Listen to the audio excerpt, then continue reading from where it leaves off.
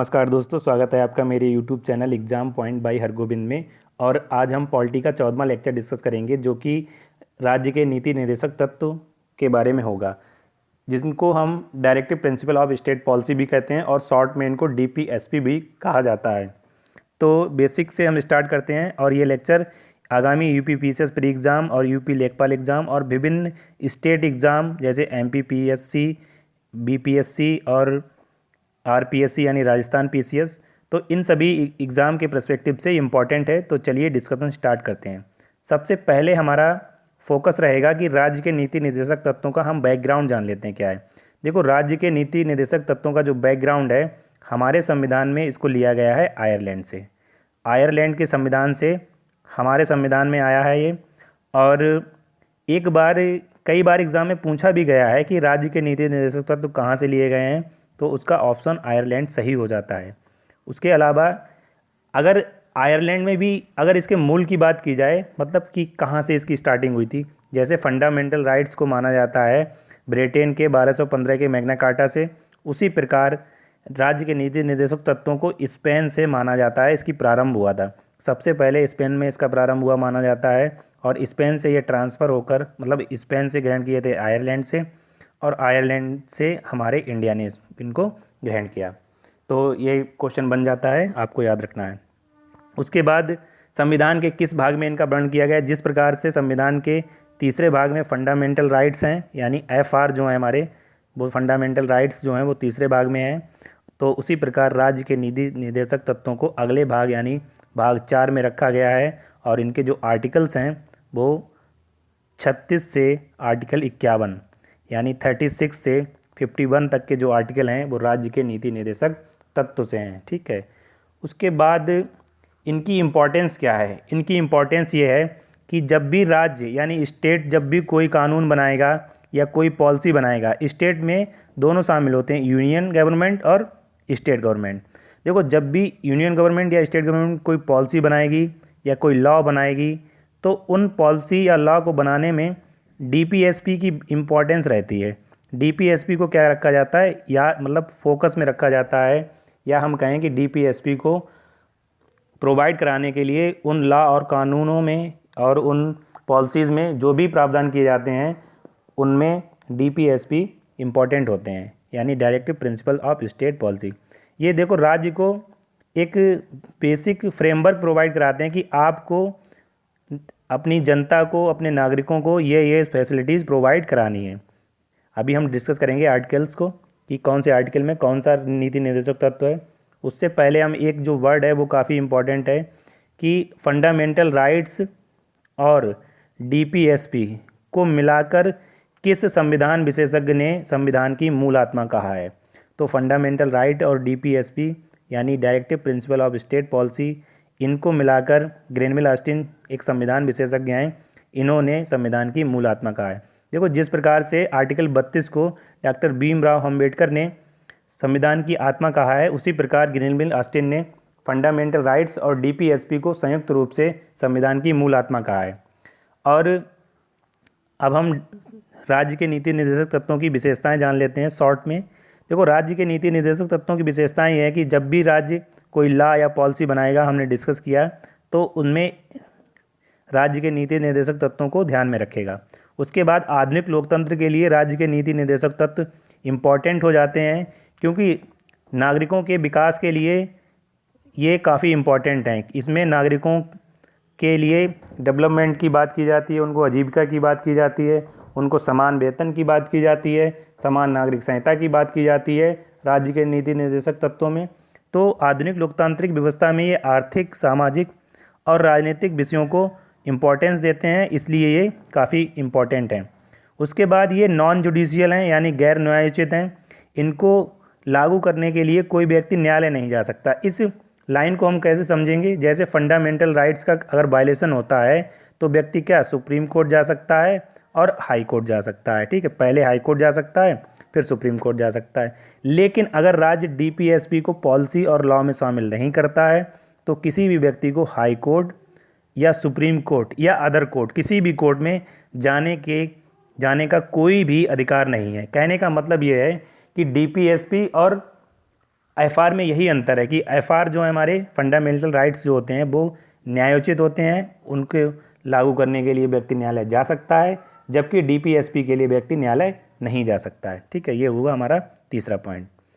चलते हैं हम अब आर्टिकल देख लेते हैं कि कौन से आर्टिकल में कौन से नीति निर्देशक तत्व की बात की गई है। आर्टिकल 36 जो है हमारा, यह राज्य की परिभाषा बताता है। जो भाग 3 यानी मौलिक अधिकार, देखो जिस प्रकार से भाग 3 मौलिक अधिकारों में राज्य की परिभाषा दी गई है, उसी प्रकार से भाग 4 में आर्टिकल 36 के तहत राज्य के नीति निर्देशक तत्वों के तहत राज्य की परिभाषा दी गई है। उसके बाद नंबर आता है आर्टिकल 37 का। आर्टिकल 37 में क्या है? आर्टिकल 37 हमें ये प्रोवाइड कराता है, इसमें सिद्धांतों को लागू करने के लिए किस प्रकार के प्रावधान बनाए जाएंगे, मतलब जो भी हमारे राज्य के नीति निर्देशक तत्व हैं उनको लागू करने के लिए कौन कौन से सिद्धांत हैं उनको समाहित किया गया है। और ये सिद्धांत कौन कौन से हैं? ये सिद्धांत हैं 3 प्रकार के, समाजवादी सिद्धांत, गांधीवादी सिद्धांत और उदार बौद्धिक सिद्धांत। उसके बाद आता है नंबर आर्टिकल 38 का। 38 में क्या है? जो जन कल्याण के लिए सामाजिक व्यवस्था की जाती है गवर्नमेंट के द्वारा, उसको आर्टिकल 38 में रखा गया है। देखो सामाजिक कल्याण किस प्रकार का हो सकता है? यह हो सकता है जैसे किसी व्यक्ति को कोई सोशल वेलफेयर स्कीम चलाई जाती हैं विभिन्न प्रकार की, आपने देखा होगा कि सिटीजन एल्डर सिटीजन स्कीम या मातृत्व अभियान तो नहीं कह सकते हम, लेकिन विभिन्न प्रकार के जो भी सामाजिक जन कल्याण होते हैं वो इस आर्टिकल के तहत किए जाते हैं। उसके बाद असमानता को भी इसी आर्टिकल के तहत समाप्त किया जाता है, जो इनइक्वलिटी होती हैं। अगला जो आर्टिकल है हमारा आर्टिकल 39, राज्य के द्वारा कौन कौन से सिद्धांत पालन किए जाएंगे या किनको उनका पालन किया जाएगा, वो आर्टिकल 39 में दिए हुए हैं। जैसे क्या होता है कि सभी नागरिकों के लिए पर्याप्त जीविका का उपचार करेगा और सभी संसाधनों का समान वितरण करेगा। कहने का मतलब यह है कि ऐसा ना हो कि गरीब के पास कुछ ना हो और अमीर के पास सब कुछ होता रहे। तो इस प्रकार राज्य के द्वारा जो बेसिक कॉन्सेप्ट फॉलो किए जाएंगे वो दिए गए हैं आर्टिकल 39 में। जैसे बच्चों के स्वास्थ्य के लिए राज्य जो है काम करेगा उनको, ठीक है, वैक्सीनेशन को आप इसमें शामिल कर सकते हैं। ठीक, उसके बाद आर्टिकल 38 का में क्या है? आर्टिकल 38 का जो है वो समान न्याय और कानूनी, वो सॉरी आर्टिकल 39 का होगा, यहाँ पर मिस्टेक हो गई है, कोई बात नहीं, आप करेक्शन कर लीजिएगा। यहाँ पर आर्टिकल 38 की जगह आर्टिकल 39 का आपको यहाँ पर समझना है। समान न्याय और कानूनी सहायता की बात करता है आर्टिकल 39 का। उसके बाद इसमें एक प्रोविज़न ये भी है कि जो गरीब हैं उनके लिए निःशुल्क विधिक सहायता का प्रावधान करता है आर्टिकल 39 का। उसके बाद नंबर आता है आर्टिकल 40 का, जो कि ग्राम पंचायतों के गठन से संबंधित है। ये तो आपको पता होगा और ये काफ़ी इम्पॉर्टेंट आर्टिकल है, डीपीएसपी का इम्पॉर्टेंट आर्टिकल है आर्टिकल 40। उसके बाद नंबर आता है आर्टिकल 41 का, जिसमें काम का अधिकार, शिक्षा का अधिकार और सार्वजनिक सहायता का अधिकार दिया हुआ है। यानी किसी भी व्यक्ति को काम का अधिकार है अगर वह काम के योग्य है। उसके बाद नंबर आता है आर्टिकल 42 का, जिसमें न्यायोचित एवं मानवीय कार्यदशा तथा मातृत्व सहायता का प्रावधान है। देखो न्यायोचित दशा का मतलब क्या होता है कि कहीं ऐसा ना हो कि उसे 20 घंटे काम करना पड़े, मतलब जिस हिसाब से वर्क किया जा सकता है उस हिसाब की वर्किंग कंडीशन होनी चाहिए, तो उसको कहते हैं न्यायोचित एवं मानवीय कार्यदशा। उसके बाद में मातृत्व सहायता का मतलब क्या होता है? आपने एक स्कीम सुनी होगी, मातृत्व वय वंदना योजना, जिसमें 6,000 रुपये लगभग दिए जाते हैं। जो प्रेग्नेंट लेडीज़ होती हैं यानी जो गर्भवती महिलाएं होती हैं, उनको जब बच्चे का जन्म होता है तो 6,000 रुपये की आर्थिक सहायता दी जाती है। तो ये मातृत्व सहायता में इसको माना जा सकता है। उसके बाद नंबर आता है आर्टिकल 43 का। इसमें यह प्रोविज़न है कि कर्मचारियों के लिए आजीविका वेतन, जैसे इसको अब आप हाल ही में बिल्कुल अच्छे एग्जाम्पल से समझ सकते हैं। जैसे कोविड-19 के कारण क्या है, काफ़ी सारे सभी राज्यों में लॉकडाउन लगा हुआ है और स्टेट के पास क्या है, रेवेन्यू की कमी होती जा रही है।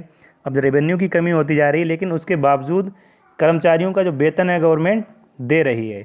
तो इसी को कहते हैं आर्टिकल 43 के तहत कि कर्मचारियों के लिए आजीविका वेतन ज़रूर दिया जाएगा।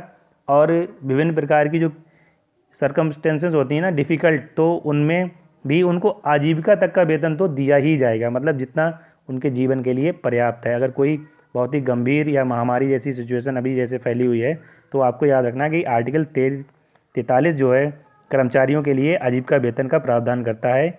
ये इम्पॉर्टेंट है और आपको ये याद रखना है इस बार। उसके बाद आर्टिकल 44 की बात आर्टिकल 43 का की बात आती है। आर्टिकल 43 का में क्या है कि उद्योगों के प्रबंधन में कर्मचारियों की सहभागिता। जैसे मान लीजिए कोई इंडस्ट्री है और उसके जो कर्मचारी हैं, तो कर्मचारियों का मैनेजमेंट में होना ये आर्टिकल 43 का के तहत आता है। आपने देखा होगा विभिन्न कर्मचारी यूनियन होती है ना जो बनाई जाती हैं, जैसे रेलवे में भी होती है कर्मचारी नॉर्दर्न रेलवे मेंस यूनियन, इसी प्रकार से इंडस्ट्रियल मेंस यूनियन भी होती हैं। तो कर्मचारियों का प्रबंधन में शामिल होना जो है वो आर्टिकल 43 का के द्वारा आता है।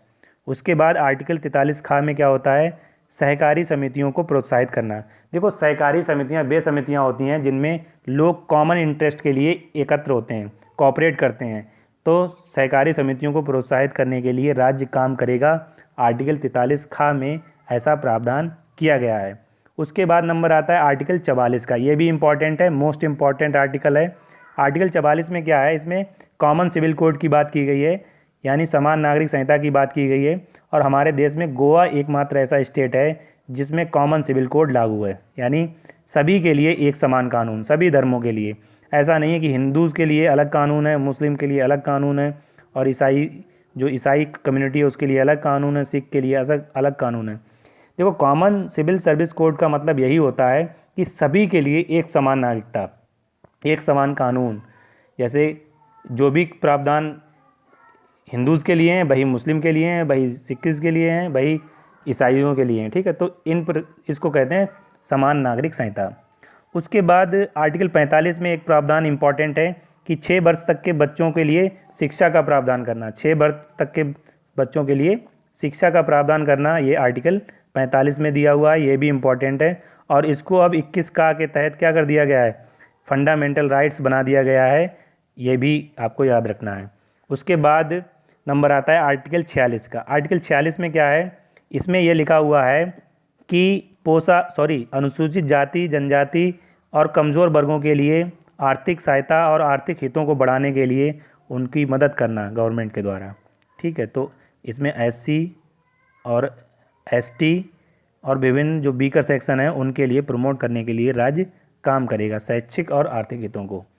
उसके बाद नंबर आता है आर्टिकल 47 का, मोस्ट इम्पॉर्टेंट है, पोषाहार का स्तर बढ़ाना, जीवन स्तर को उन्नत करना, यानी लिविंग स्टैंडर्ड को उन्नत करने के लिए राज्य जो है काम करेगा। नागरिकों के लिविंग स्टैंडर्ड को अपलिफ्ट करने के लिए काम करेगा। किस आर्टिकल के तहत, आर्टिकल 47 के तहत। उसके बाद पोषाहार का स्तर बढ़ाना का क्या मतलब होता है, पोषाहार का स्तर बढ़ाने का मतलब ये होता है कि विभिन्न प्रकार की जो न्यूट्रिएंट्स, जैसे मिड डे मील है, मिड डे मील स्कीम जो है वो इसी आर्टिकल से प्रभावित है। उसके बाद में शराबबंदी जो है, शराबबंदी भी आर्टिकल 47 को आधार मानकर की जाती है। हम ये कह सकते हैं जिससे भी व्यक्ति की न्यूट्रिएंट्स स्थिति मजबूत होती होगी उस काम को पोषाहार का स्तर बढ़ाना माना जा सकता है। और ऐसा प्रावधान किस में है, आर्टिकल 47 में। आप गुटखा, तंबाकू और प्रतिबंध जो लगता है उसको आर्टिकल 47 के तहत ही लगाया जाता है। उसके बाद नंबर आता है आर्टिकल 48 का। आर्टिकल 48 में क्या प्रावधान है, इसमें लिखा है कि कृषि और पशुपालन को बढ़ावा देगा। कौन, राज्य बढ़ावा देगा, कृषि और पशुपालन को राज्य बढ़ावा देगा। उसके बाद अगला जो हमारा प्रावधान है आर्टिकल 48 का में क्या है, पर्यावरण संरक्षण एवं संवर्धन एवं वन्य जीव की रक्षा। देखो जो वाइल्ड लाइफ प्रोटेक्शन एक्ट लाया गया था 1972 में, वो किसके उसका जो हम कह सकते हैं आर्टिकल 48 का जो है उसके द्वारा इसको समर्थित किया जा सकता है, या हम ऐसे मान सकते हैं कि इस आर्टिकल के तहत ही वाइल्ड लाइफ प्रोटेक्शन की जाती है। ठीक, पर्यावरण संरक्षण और वाइल्ड लाइफ प्रोटेक्शन। उसके बाद नंबर आता है आर्टिकल 49 का। 49 में क्या है कि स्मारकों और राष्ट्रीय महत्व के स्थानों को प्रमोट करना और उनको संरक्षित करना। जैसे मान लीजिए हमारा रेड फोर्ट है यानी लाल किला है, और हम मान लेते हैं ताजमहल है, इनको संरक्षित करना और इनकी इम्पोर्टेंस को प्रमोट करना। उसके बाद नंबर आता है आर्टिकल 50 का। आर्टिकल 50 में ये बताया गया है कि न्यायपालिका जो है यानी हमारी जो जुडिशरी है वो एग्जीक्यूटिव यानी कार्यपालिका से अलग रहेगी। इन दोनों के बीच में शक्तियों का बंटवारा होगा। कह सकते हैं कि न्यायपालिका का अलग कार्य होगा और कार्यपालिका का अलग कार्य होगा। इन दोनों के कामों में अलगाव को ही आर्टिकल 50 के तहत ऐसा किया गया है। उसके बाद नंबर आता है आर्टिकल 51 का, अंतर्राष्ट्रीय शांति एवं सुरक्षा को प्रोत्साहित करेगा। आर्टिकल 51, देखो आर्टिकल 51 ये कहता है कि राज्य यानी हमारा राज्य जिसमें यूनियन गवर्नमेंट और स्टेट गवर्नमेंट दोनों आती हैं, अंतर्राष्ट्रीय शांति एवं सुरक्षा के प्रोत्साहित करने के लिए काम करेंगी। तो हमने ये आर्टिकल जाने, सभी आर्टिकल को हमने डिटेल में डिस्कस किया। आपको आई होप आपको समझ में आए होंगे। जल्दी से हम ये देख लेते हैं कि जो राज्य के नीति निर्देशक तत्व होते हैं उनको किस आधार पर बांटा गया है। राज्य के नीति निर्देशक तत्वों को 3 आधार में बांटा गया है, जैसे सामाजिक, ठीक, दूसरा है गांधीवादी, तीसरा है हमारा उदार बौद्धिक।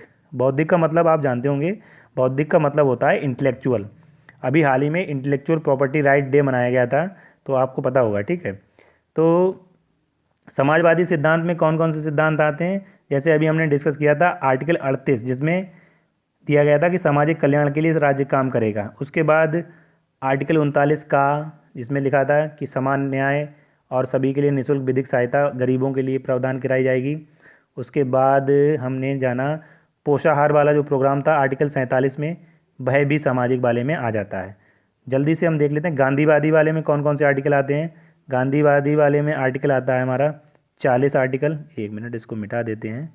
आर्टिकल 40 आता है गांधीवादी वाले में, क्योंकि गांधी जी क्या कहते थे कि भारत का निर्माण जो है वो गाँव के आधार पर होना चाहिए, गाँव को फोकस किया जाना चाहिए, गाँव के पास शक्ति होनी चाहिए। तो ग्राम पंचायत का गठन जो है आर्टिकल 40 के तहत किया जाता है और ये गांधीवादी सिद्धांत के तहत आता है। उसके बाद आर्टिकल 43, जिसमें आर्टिकल 43 क्या कहा गया है, जिसमें कर्मचारियों के लिए आजीविका वेतन होगा और उनको कुटीर उद्योग यानी जो हमारे micro small and medium enterprises होते हैं उनको प्रमोट किया जाएगा आर्टिकल 43 के तहत। तो यह भी गांधीवादी सिद्धांत में आ जाता है।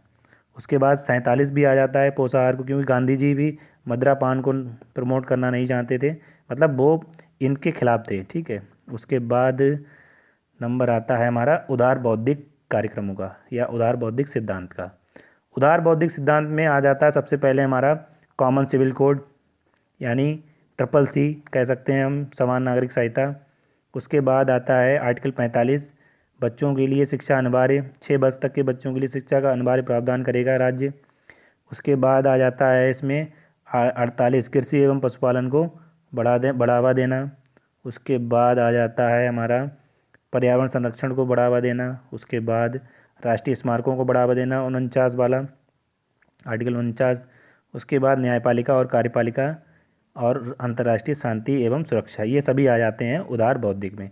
तो इस प्रकार हमने राज्य के नीति निर्देशक तत्वों को डिस्कस किया। आई होप आपको ये समझ में आए होंगे। और अगर आपको राज्य के नीति निर्देशक तत्वों से संबंधित कोई भी क्वेरी है तो आप कमेंट बॉक्स में जाकर बता सकते हैं और हमारे यूट्यूब चैनल पर आप उसको कमेंट कर सकते हैं कि ये DPSP में हमें ये प्रॉब्लम है और आप अगले वीडियो में ये डिस्कस करके हमें समझाइए कि इसमें क्या कैसे क्या हो सकता है, ठीक है। मतलब DPSP से संबंधित कोई भी क्यूरी है तो आप हमारे कमेंट बॉक्स में जाकर कमेंट कर सकते हैं और पूछ सकते हैं, जिससे कि आपको कोई भी मतलब डाउट ना रहे आपके मन में। आपके डाउट को क्लियर करने के लिए एग्ज़ाम पॉइंट टीम आपके साथ है।